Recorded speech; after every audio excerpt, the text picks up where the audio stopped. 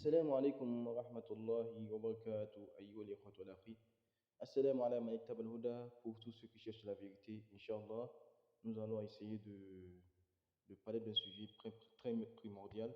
Il y a certaines personnes qui prétendent que le Coran n'est pas une révélation sous prétexte que il y a des faits déjà connus qui ont été dits dans le Coran. Il y a des histoires qui ont été relatées dans le Coran qui sont déjà connues. Parce que pour eux, ils disent une révélation, c'est quelque chose de déjà caché et que après, par la suite, Dieu l'informe aux créatures. Ce n'est pas ça seulement le concept de la révélation, parce que le concept de la révélation, Allah subhanahu wa ta'ala peut aussi rappeler certaines choses déjà connues qui sont déjà dites. D'ailleurs, c'est pour cela qu'Allah subhanahu wa ta'ala, il confirme les écritures passées, parce que le Coran est venu pour rappeler les humains.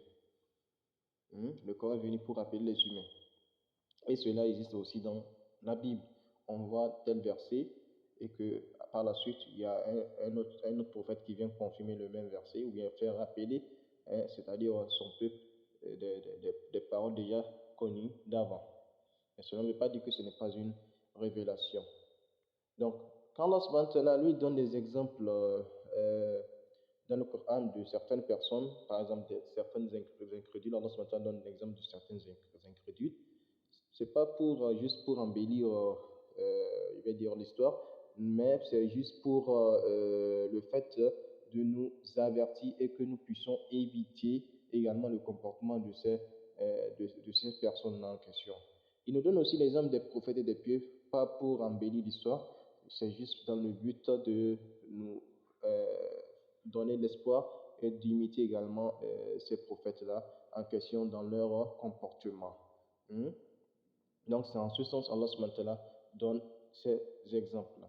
Et cela même, ça existe dans la Bible. Si tu prends, par exemple, Acte 17, verset 28, on dit car en lui nous avons la vie, le mouvement de l'être. C'est ce qu'ont dit quelques-uns de vous poètes.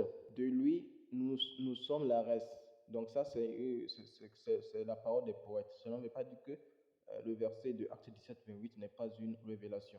Dans Tite 1, verset 12, on nous dit l'un d'entre eux, leur propre prophète, a dit crée-toi toujours menteur, méchante, bête, ventre, paresseux. Cela ne veut pas dire que ce n'est pas une révélation quand on relate ces choses déjà connues. Donc, il ne faut pas qu'on essaie de mal interpréter les versets coraniques ainsi que les versets bibliques, Inch'Allah. Voilà ce que j'aimerais juste clarifier. Assalamu alaikum.